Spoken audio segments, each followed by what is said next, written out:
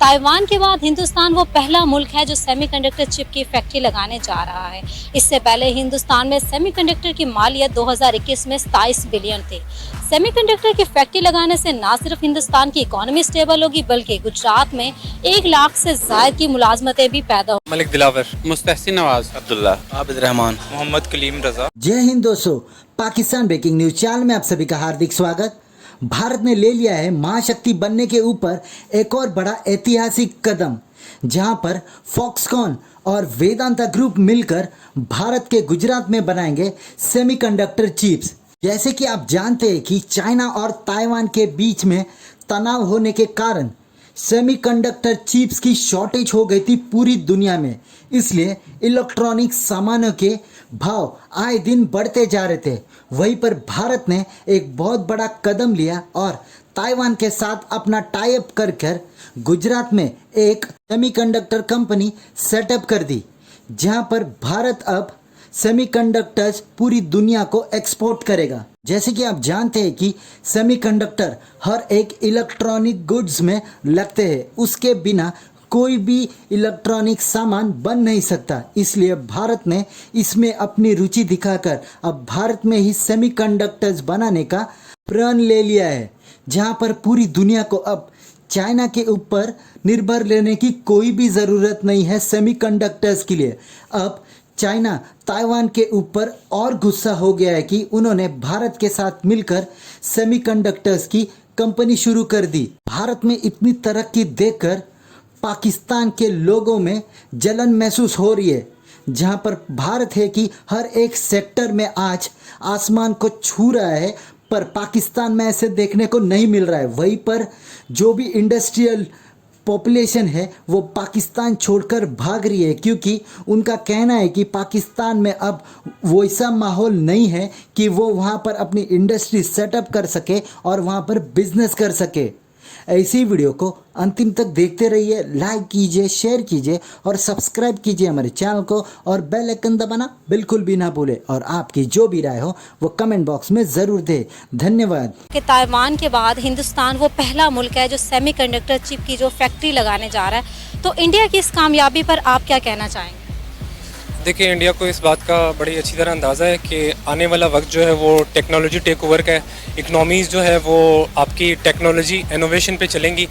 तो मुझे लगता है कि उनकी इस चीज़ की बड़ी क्लैरिटी है कि फ्यूचर में वो दुनिया को अगर कम्पीट करना चाहें और दुनिया को लीड करना चाहें, मार्केट को ओवरटेक करना चाहें, तो वो इस टेक्नोलॉजी की फील्ड में वो इन्वेस्ट कर रहे हैं। तो डेफिनेटली उनको बहुत ज़बरदस्त कम्पिटिटिव एज होगा, और वो ना सिर्फ चाइना को जो कि एक फास्टेस्ट ग्रोइंग इकनॉमी है, और उसके साथ साथ जो अपने उसके राइवल नाइबर्स में पाकिस्तान है, हम तो बिल्कुल कंपटीशन में नहीं है, लेकिन स्टिल उनका हमारा अपर एंड रहेगा रीजन में टेक्नोलॉजिकल एडवांसमेंट में और इनोवेशन में। इन्वेस्टमेंट के लिए ज़रूरी है कि इन्वायरमेंट इकोसिस्टम जब होगा ना आपका बिजनेस के लिए, तो फिर डेफिनेटली कंपनियां आपके पास आएंगी और इन्वेस्ट करने के लिए राजी होंगी। इकोसिस्टम में अगर इकोसिस्टम को अगर आपके कोई ख़राब कर रहा है तो वो है मिलिटेंसी, पहले नॉन पॉलिटिकल इंस्टीट्यूट मिलिटेंसी है। उसके बाद जो आपके साथ जो अफगानिस्तान का आपके साथ है ड्यूरल लाइन का इशू, आपका मिलिटेंसी इन्फिल्ट्रेट होगी इधर, वो भी एक आपका इशू है। दूसरे नंबर पे आपके लॉज देखने पड़ेंगे दूसरी कंपनियों को, वो के डील करते हैं इनके साथ। ये सॉरी आपकी बात कर रहा हूँ, लॉज इसी पे फोकस किया जाए, बाकी चीज़ों को छोड़ दिया जाए तो शायद यही सारी चीज़ को कवर हाँ,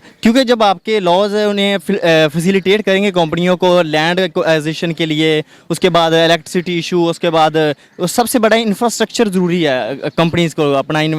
फॉर एग्जांपल अगर कंपनी अपना बिलियंस डॉलर इधर इन्वेस्ट कर रही है तो आपके तो आए दिन हड़ताल हुई रहती हैं।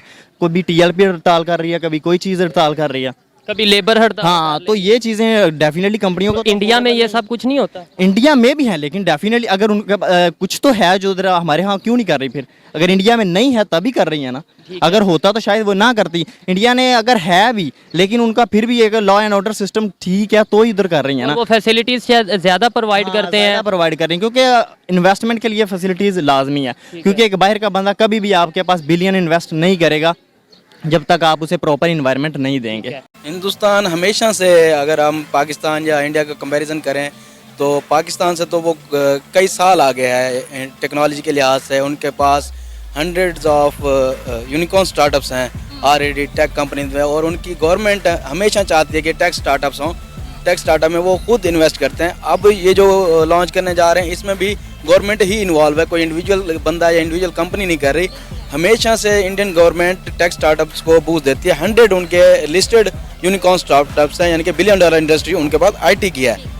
इस मामले में मैं तो कांग्रेचुलेट करूंगा इंडिया को। इंडिया वे बेटर है हमसे टेक्नोलॉजी में। हम सिर्फ और सिर्फ फ्रीलांसर प्रोड्यूस कर रहे हैं, ना कि हम इंडस्ट्री प्रोड्यूस कर रहे हैं पाकिस्तान। अगर हम देखें तो मतलब जो इंडिया है वो उनकी एक्सपोर्ट जो है वो ज़्यादा है, वो बहुत कम चीज़ें जो वो इंपोर्ट करता है ना, तो उनकी जो है वो रेशो है, जो तरक्की की सक्सेस की रेशो वो बहुत ज़्यादा है, वो टेक्नोलॉजी के मामले में पाकिस्तान से बहुत ज़्यादा। तो इसकी रीज़न क्या हो सकती है, आप क्या समझते हैं कि इसकी वजह क्या है? गवर्नमेंट इन्वॉल्वमेंट नहीं है हमारे यहाँ। वहाँ पे गवर्नमेंट ही, जितने टेक स्टार्टअप्स हैं वहाँ पे अगर आप आईटी एक्सपोर्ट देखें पाकिस्तान की निस्बत उनकी आईटी एक्सपोर्ट बहुत ज़्यादा है। इंपोर्ट वो चाहे थोड़ी चीज़ें करो, लेकिन आईटी में जितना एक्सपोर्ट कर रहे हैं वो पाकिस्तान बिल्कुल नहीं कर रहा। वो ज़्यादातर एक्सपोर्ट कर रहे होते हैं, वो आईटी ही कर रहे हैं एक्सपोर्ट, आईटी को बेच रहे हैं। उनका मेन सोर्स ऑफ ट्रस्ट जो है या सोर्स ऑफ बिजनेस है वो आईटी है, बेंगलोर सिटी है उनके पास। इसके अलावा हंड्रेड्स ऑफ स्टार्टअप्स हैं। पाकिस्तान इन मामलात में जब तक गवर्नमेंट इन्वॉल्व नहीं होती, मेरा खुद का ताल्लुक आईटी से है। हम बेसिकली यहाँ पे क्या चल रहा है कि भाई हम फ्रीलांसिंग तो करवा रहे हैं, फ्रीलांसिंग में पाकिस्तान 4th नंबर पे आता है, लेकिन टेक स्टार्टअप्स में हम आगे नहीं हैं। ना गवर्नमेंट फंडिंग देती है हमें, ना हमारे पास कोई अच्छा वे है, कोई पेमेंट मेथड नहीं है। हम अगर बैंक अकाउंट भी खुलवाने जाते हैं तो हमसे हज़ारों सवाल पूछे जाते हैं कि क्या करते हैं आप, पैसा कमा रहे हैं आईटी का, ये हराम तो नहीं है, आप फ्रॉड तो नहीं कर रहे। जब आप एक बैंक लेवल पे एक अकाउंट खोलने पे जहाँ 3-4 हज़ार रुपये अकाउंट खुलता है और हम उनको पैसा डिपॉजिट करवा रहे हैं, तो वहाँ पे हमसे इतने सवाल पूछे जाते हैं। एक बिजनेस खड़ा करने में वहाँ पे कितने मसाइल होंगे आप खुद अंदाज़ा लगाएं। जो भी इन्वेस्टर है ना, वो कभी भी ऐसी जगह पे अपना जो है पैसा इन्वेस्ट करने पे रिस्क समझेगा और वहाँ पे कभी भी नहीं इन्वेस्ट करेगा। उसके अलावा अगर हम इंडिया में देखें कि वो आईटी में इतना आगे क्यों निकला हमारे से, इस वजह से कि वो उनको अपॉर्चुनिटीज फराहम बहुत कर रहे हैं। वो प्रॉपर के प्रॉपर ऐसे सिटीज़ हैं, किसी को आईटी हब कहा जाता है, बेंगलोर की बात की जाए या इस तरीके से और बड़े सिटीज़ हैं, किसी को सिलिकॉन सिटी कहा जाता है। अब ये सेमीकंडक्टर चिप अगर यहाँ पे गुजरात में बनेगी, इसका भी इसी हवाले से एक नाम होगा। हमारे यहाँ पे तो कोई इस तरह का सीन ही नहीं है। वही यही वजह है कि हम बेसिकली ना हमारी यहाँ हुकूमत उसको प्रमोट करती है, और हुकूमत तब प्रमोट करे कि जब वो स्टेबल रहे। हमें आज तक मतलब मैं अभी पिछले दिनों सीएसएस की भी साथ तैयारी कर रहा हूँ, तो मैं ये सोच रहा था कि अब जो तैयारी कर रहे हैं करंट अफेयर्स, उनके लिए सबसे मुश्किल होगा कि हमें अभी तैयारी कर रहे होते हैं कि आज ये है तो अगले दिन कोई नहीं पता होता कि अब किसकी बारी है। आज इसकी हुकूमत है, 2016 में इसकी थी, 16 के मिड में इसकी थी, 16 के एंड में इसकी थी, उसके बाद 18 में 19 में फिर चेंज हो गई। 20 से लेके 21 तक इतने बदल चुके हैं, ना हेल हो रहे हैं, वापस आ रहे हैं फिर से। मतलब तो ऐसी जगह पे कोई भी मतलब अगर हम बिजनेस स्टूडेंट हैं तो हमें जब पॉलिसी सिखाई जाती है उसमें बताया जाता है कि जहाँ पे रिस्क फैक्टर ज़्यादा हो वहाँ पे आप कभी भी इन्वेस्ट नहीं करोगे। पाकिस्तान में सुई नहीं बन रही, लेकिन इंडिया बना रहा। हम इंपोर्ट कर रहे हैं।